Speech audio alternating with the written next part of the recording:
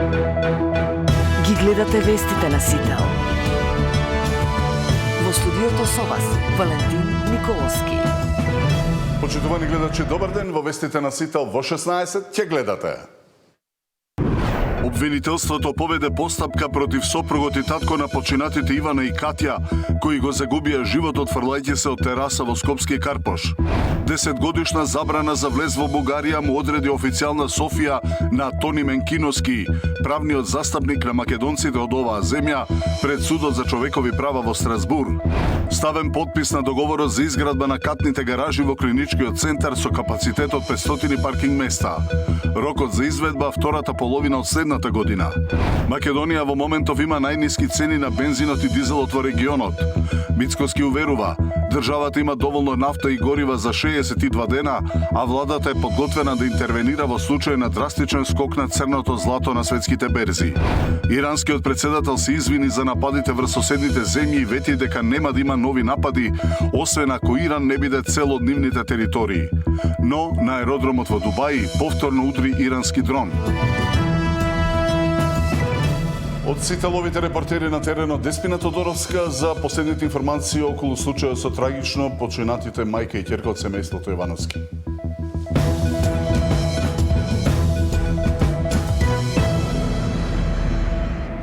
Обвинителството поведе постапка против сопругот и татко на починатите Ивана и Катја, кои го загубија животот фрлајќи се од тераса во Скопски Карпош. Побарано е и продолжување на притворот за Стојанче Јовановски. На што ја темели постапката, во живо ја прашувам Деспина Тодоровска. Да, Тино Скопје денеска ги објави деталите кои што ја навеле Ивана да се самоубие скукајќи од тераса заедно со својата 6-годишна ќерка. Според досегашната истрага, незиниот сопруг Стојанче на денот на трагедијата дури 2 пати физички ја нападнал Ивана, најпрво во близина на незиното работно место, а подоцна во близина на Скопскиот кривичен суд, при што кај Ивана биле констатирани повреди на главата и телото, а истовремено Стојанче и упатувал и закани дека ќе ја убие.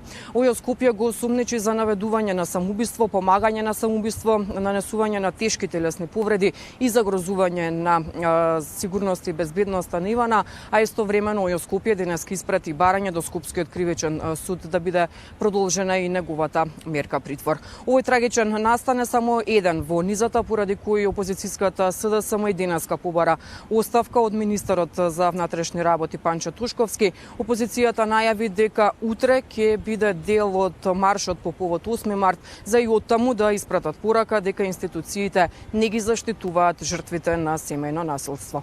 Ги гледаме деталите. Стојанче 2 пати физички ја нападнал Ивана и се заканил дека ќе ја убие на денот на трагедијата.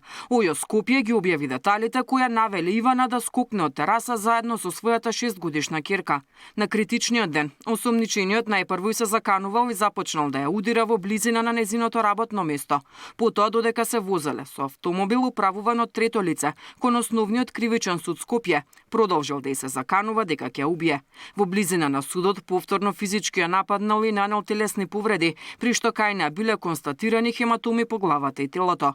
Подоцна откако од училиште заедно ја зеле 6-годишната ќерка, сведокот ги однел до нивниот дом за оштетената да се спакува и да замине кај мајка ѝ. Додека сведокот и осомничениот чекале пред зградата, оштетената се заклучила во станот со детето, пошто го извршила самоубиството, велат од Ојо Скопје.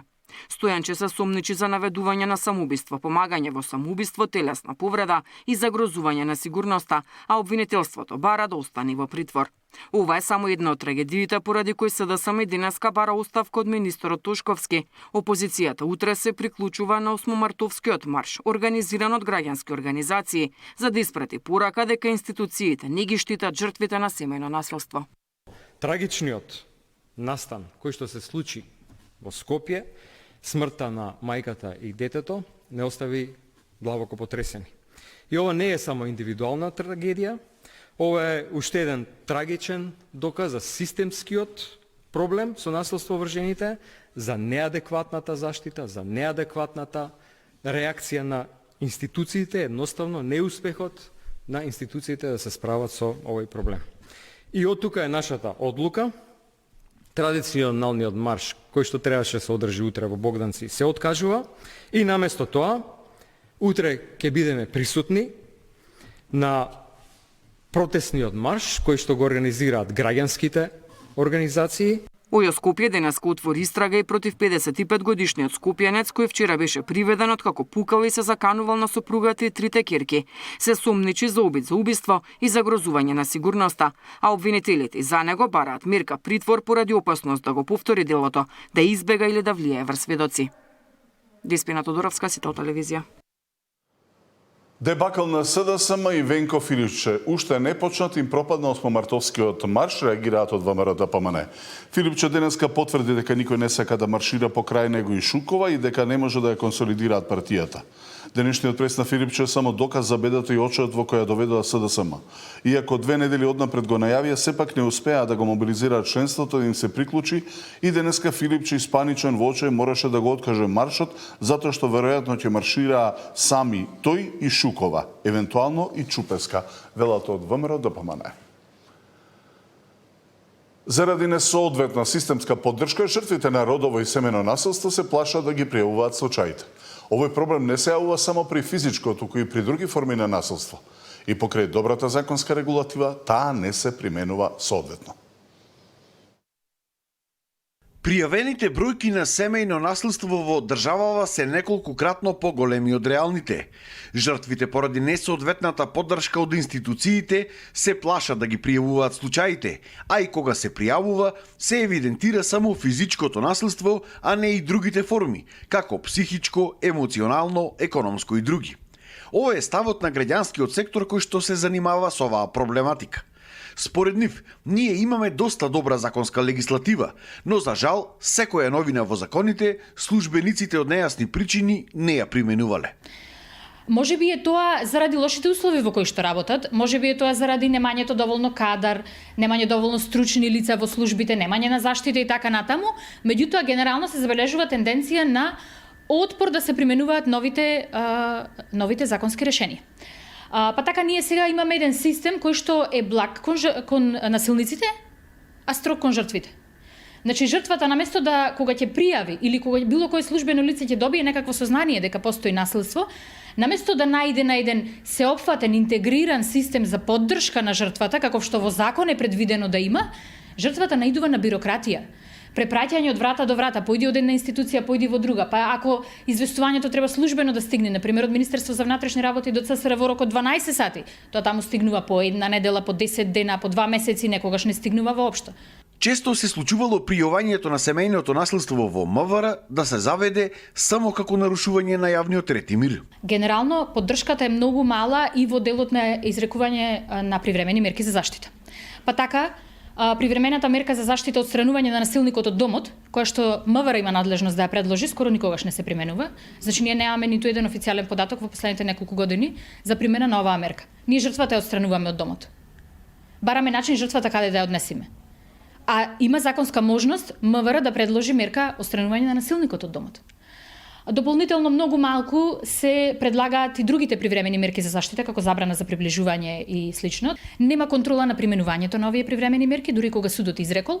Ако се прекрши привремената мерка, ништо не се случува, никаква казна не сноси сторителот. Граѓанскиот сектор бара итно воведување на построг систем на надзор и засилени казни, како и тоа секој пријавен случај да го води конкретен службеник, кој што потоа ќе биде одговорен за целата ситуација, што и да се случува со тој процес во иднина. За Сител, Дарко Штарговски. 10-годишна забрана за влез во Бугарија му одреди официјална Софија на Тони Менкиновски, правниот застапник на македонците од оваа земја, пред судот за човекови права во Страсбур. Ставен подпис на договорот за изградба на катните гаражи во клиничкиот центар со капацитет од 500 паркинг места. Рокот за изведба втората половина од следната година.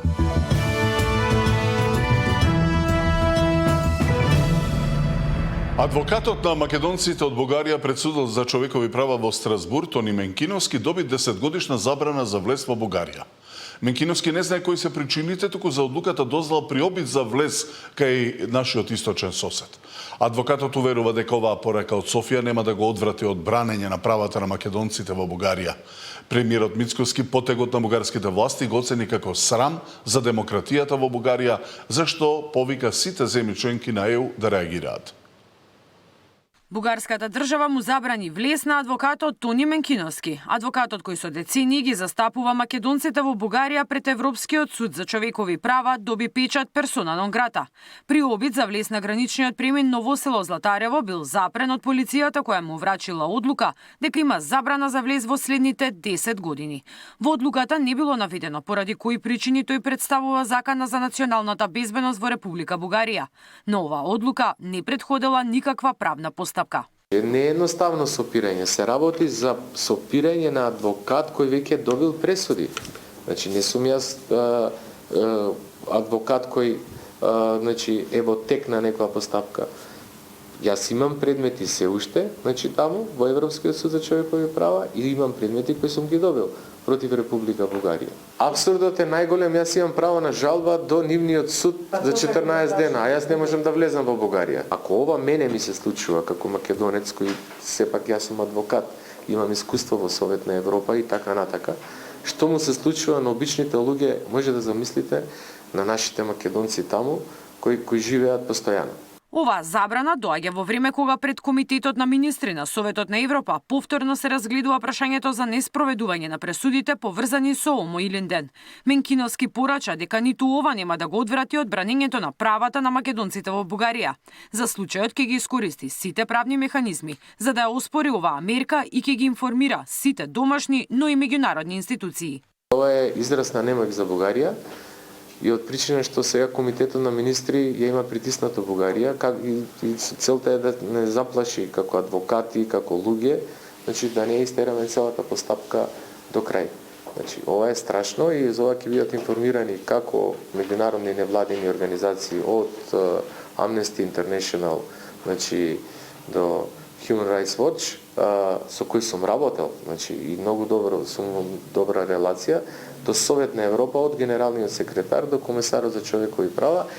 Ова нема да ме исплаши, ниту мене, повторно ќе потенцирам. Никогаш нема да се предадеме. Никогаш. Премиерот Мицкоски овој потек на бугарските власти го оцени како срам за демократијата во Бугарија, зашто повика сите земји членки на Европската Унија да реагираат. Тоа е уште еден срам за демократијата кај нашиот источен сосед, но тоа е поголем срам за сите оние кои што не веруваат во вистинските намери на политичарите од кај нашиот источен сосед. Јас на вистина би се чувствувал засрамено и да сум човек кој што седи на иста маса и треба да споделува исти вредности со политичарите од кај нашиот источен сосед. Тука пред се мислам на земјите членки на Европската Унија, кои што мислам дека треба да реагираат. За случајот објавија и бугарските медиуми кои ваквиот потек на властите го представија како оправдана мерка против личноста која не ги признава бугарските институции, а истовремено се обидува да ја користи нивната правна заштита. Мирјана Давидовска, Сител телевизија. Ставен подпис на договорот меѓу град Скопје и Министерството за здравство со што се отвора патот за изградба на катните гаражи во клиничкиот центар со капацитет од 500 паркинг места. По потреба е можна изградба на дополнителен монтажен паркинг. Инвестицијата е вредна 3 милиони евра, а објектите треба да бидат готови во втората половина на следната година. Градот Скопје официјално го зема под закуп паркингот на Клинички. Ѓоргиевски и Алиу ставија подпис на договорот. Со ова се отвора патот за изградба на катни гаражи во најголемиот здравствен комплекс. Договорот е склучен на 15 години, а градот Скопје на државата ќе плаќа закупнина од 10% од вкупниот промет. Ќе се изградат 2 катни гаражи со најмалку 500 паркинг места. Доколку се покаже дека има потреба од уште простор, можно е да се изгради и трет монтажен паркинг. Според најавите, двата паркинга би требало да бидат готови и пуштени во употреба до втората половина на следната година. Ние ги имаме утврдено двете локации. Едниот е кај гинекологија, паркингот, кој што е од левата страна практично на влезот, вториот е кај црквичката, тука на големиот простор. Нема да бидат променети цените, ќе останат исти. И знаете дека како град Скопје имаме одредени категории на наши сограѓани не имавме изминатиот период и воведување на нови групи на наши сограѓани, онколошки пациенти и така натаму, кои што дополнително ги вметнавме како корисници кои што бесплатно ќе ги користат услугите, така да за одредени категории наши сограѓани кои што имаат одредени диагнози ќе имаат целосно ослободување, а цените ќе останат непроменети. Инвестицијата е вредна 3 милиони евра. Парите ќе се обезбедат преку ребаланс на градската каса во четврток. Веднаш потоа ќе биде распишен тендерот. Очекувањата се дека проектот ќе донесе модернизација на целиот систем на паркирање. Ќе биде имплементиран и така наречениот паметен паркинг систем со интегрирани сензори на секој паркинг место за детекција на слободни места. Камери со автоматска регистрација на возила, мобилна апликација за реално време на резервации и уплати, како и поврзување со фискални систем и е-управување. Хаосот со паркирањето на Клинички е стар проблем кој се влече со години. Се најавуваа многу проекти, но досега ништо не се направи. Последниот обид пропадна откако претходниот министер Таравари го поништи тендерот затоа што се пријави само една фирма од Албанија и предлагаше да плаќа само 1% од годишниот профит. Тоа најде на големи критики кај јавноста. Во минатото никој не дошол до ваков договор. Затоа што имале други цели. А другите цели биле да нешто се уништи за да може да се даде на приватен инвеститор, како што и обично било праксата во нашава држава, за да може некој да профитира на грбот на граѓаните. Време е да го промениме тој систем на практицирање на власт. На Клинички сега има околу 1000 паркинг места кои не се доволни, па постојано има гужви од автомобили кои кружат за да најдат простор. Мартин Арсов, Сител телевизија. Македонија во моментов има најниски цени на бензинот и дизелот во регионот. Мицкоски уверува, државата има доволно нафта и горива за 62 дена, а владата е подготвена да интервенира во случај на драстичен скок на црното злато на светските берзи. Иранскиот председател се извини за нападите врз соседните земји и вети дека нема да има нови напади, освен ако Иран не биде цел од нивните територии. Но на аеродромот во Дубај повторно удри ирански дрон.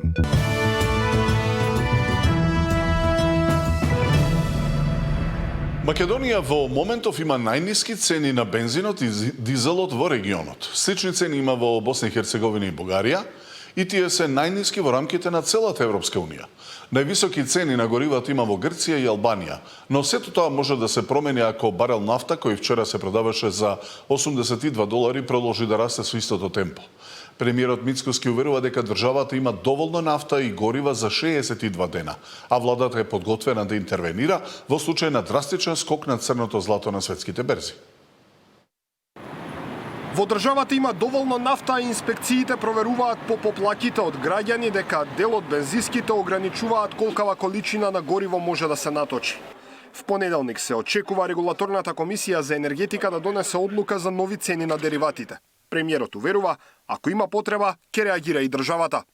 Доколку има драматичен скок на цената, се разбира дека ние како влада веднаш уште во вторник на редовната владена седница ќе интервенираме, имаме неколку опции на располагање, дали ќе намалиме акциза, дали ќе намалиме данок на додадена вредност, така што ние како влада апсолутно ќе застанеме во одбрана на она што представува наш интерес, а тоа е стандардот на граѓаните. Мицкоски уверува и дека државните резерви на нафта се на високо ниво. Државните резерви се отприлика над 62 дена во моментот и тоа апсолутно, зборам за вкупната дневна потрошувачка на нафта и нафтени деривати, така што апсолутно тоа не представува проблем и тие се на највисоко историско ниво што некогаш што биле, инаку согласно законот треба да постои методологија и гантограм на активности како да се дојде до 90 дена. Тоа не значи дека ние во моментот треба да имаме, туку се носи преку Министерството методологија и ние таа методологија имаме донесено и ќе дојдеме до 90 дена. Цената на нафтата на светските берзи денеска се движи околу $92 за барел. Пред РК е да ја донесе новата одлука, во моментов Македонија има најниски цени на бензинот и нафтата во регионот заедно со Босна и Херцеговина и Бугарија, чии цени се и најниски во Европската унија. Во овој момент Цените се највисоки во Грција и Албанија. Меѓутоа, вредно е да се напомене дека последната одлука во Македонија е донесена во понеделникот, кога суровата нафта на бирзите се тргуваше под $80 за барел, а во меѓувреме добар дел од соседните држави ги променија цените. РК во средата го измени и правилникот за да обезбеди сигурност во снабдувањето. Одлука за нови цени на горивата се носи еднаш неделно, само во понеделник, а не како досега цените да можат да се менуваат секој ден, зависно од движењето на нафтата и доларот на светските берзи. Даниел Василев, Сител телевизија. Иранскиот председател се извини за нападите врз соседните земји и вети дека нема да има нови напади, освен ако Иран не стане цел за од нивните територии. Но на аеродромот во Дубај повторно удри ирански дрон. Во меѓувреме прекинатите летови од Дубај се обновени. Почна изградбата на кампусот на Универзитетот Мајка Тереза. Камен темелникот на проектот, вреден околу 42 милиони евра, е поставен на просторот на касарната Илинден. Проектот представува значаен чекор во развојот на високото образование во земјава и е стратешка инвестиција што ќе влијае со децении врз академскиот, научниот и општествениот развој. На свечениот чин присуствуваа премиерот Мицкоски, вице-премиерот Сали, министерката за образование Јаневска, градоначалникот на Чаир Меджити и други гости. Универзитетот да прерасне во модерна, образовна и научна институција, чиј кадар доволно мотивиран ќе даде придонес за развој на високото образование и науката и ќе гради нови студентски генерации, дојдени по потрага за вистинско знаење и применливи вештини. Овој кампус ќе опфати напредни истражувачки лаборатории и универзитетска библиотека со богати академски фондови и меѓународен дигитален пристап. Студентите ќе имаат услови за студирање според европските стандарди, професорите ќе имаат простор за истражување и научен развој, универзитетот ќе биде центар каде што се создава знаење, каде што се развиваат идеи, каде што се гради иднината. Жителите на село Блатец продолжуваат со протести и блокада против изградбата на мини хидроцентрала на реката Блатешница. Рокот за концесионерот истече, а блатинчани не попуштаат. Жителите на село Блатец, кои повеќе недели со механизација и жив штит ја спречуваат изградбата на мини хидроцентралата на река Блатешница, побараа раскинување на концесијата. Продолжениот рок за концесионерот од страна на владата лани на 3 октомври завршува денеска, поради што мештаните доставија ново барење за трајна заштита на реката, а за тоа наведуваат 3 причини. Концесионерот воопшто не започнал со исполнување на обврските за заштита на животната средина од член 11 од договорот и законот за животна средина. Втората причина е концесионерот сторил повреда на уставот, владењето на правото и правото на здрава животна средина. И на крај третата причина е одобрението за градење на таквата централа е престанато. Овој проблем се провлекува со години наназад и многу пати досега биле изманипулирани, а градеж на механизација често се појавува ненајавено. Платинчани ќе останат на барикадите, но во редуциран состав. Блокадата како блокада се уште си е легално пријавена во Министерството за внатрешни работи, но дежурствата ќе бидат сведени на некој минимум за да не ни бега состојбата од контрола. Исходот од барањето за раскинување на концесија сега е во рацете на институциите, но жителите на Блатец порачуваат дека нема да се откажат од намерата да ја зачуваат реката. За нив Блатешница не е само природен ресурс, туку дел од животот и иднината на селото. За Сител, Трајан Ристовски. Првата фаза од проектот за изградба на регионални депонии е почната, а во меѓувреме бројни неусловни или нелегални депонии сериозно го загружуваат човековото здравје и животната средина. И додека се чека на регионалната депонија во Новаци, депонијата Буково е сериозен проблем за Охридскиот регион, потенциран и од УНЕСКО. Во тек е реализација на првата фаза од проектот за изградба на регионални депонии. Министерот за животна средина и просторно планирање Хоџа вели дека моментално се врши предавање на машини и опрема на општините. Актуелните депонии кои се диви и се во рамките на општината се под ингеренции на општинските власти, но со изградба на регионален центар за собирање на отпад ќе се намали бројот и на илегалните депонии. Значи на 5 јануари во промоција на проектот најавив дека за 6 месеци ќе заврши целата процедура за подготвителна процедура за објаве на огласот и очекуваме во рамките на 6 месеци огласот да биде објавен и да се избере економски оператор кој ќе го реализира проектот. Екологистите алармираат дека депонијата Буково е најголемиот загадувач на воздухот и животната средина и бараат што поскоро да се изгради регионална депонија. И мислам што побрзо ние како да бидеме иницијатори, зашто побрзо да се направи регионална депонија и све сиот отпад се носи таму, затоа што многу е битно да се сочува Охридсково езеро од загадување, ако сакаме да имаме ние квалитетна вода и жив свет во него. Изградба на регионална депонија кај Новаци се најавува години наназад, а истовремено е една од главните препораки во извештајот на УНЕСКО. Нина Ритоновска, Сител телевизија. Акција за поздравување на струмичките средношколци. Учениците од дрвопреработувачката струка мапираат 190 оштетени клупи во градскиот парк и истите ќе ги санираат. Во продолжение нашиот дописник Зоран Ѓорѓиев. Средношколците од дрвопреработувачката струка во државното средно училиште Никола Карев од Струмица ќе ги обновуваат и санираат оштетените клупи во градскиот парк. Во активностите ќе бидат вклучени околу 50 ученици од сите класови во оваа струка, а обновата ќе се врши во рамки на практичната настава. Учениците заедно со своите професори веќе мапирале околу 190 клупи на кои се констатирани оштетувања и каде ќе се интервенира.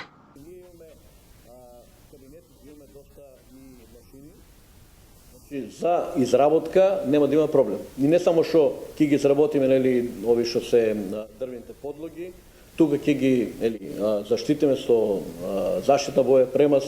Значи ќе ги заштитиме, ќе ги подготвиме и на лице место ќе се монтират. Оние клупи кои што имат потреба само од заштита, тие на лице место ќе се префарбат, ќе се заштитат. Проектот се реализира во соработка со општина Струмица и јавното претпријатие за комунални дејности Комуналец, кои обезбедуваат материјали за изработка, а потоа клупите ќе се доработуваат во училишните работилници. Од наша страна и од страната на општина се обезбедени дрвена граѓа, а од нивна страна се обезбедува, значи, што викаме тоа работна рака, значи од сурово да се направи, значи да се оплемени тоа дрво, да се префарба и да се заштити, за да може да се пристапи кон монтирање на самите клупи. Од Комуналец информира дека првите количини дрвена граѓа веќе се доставени во училиштето и е започнат процесот на обработка.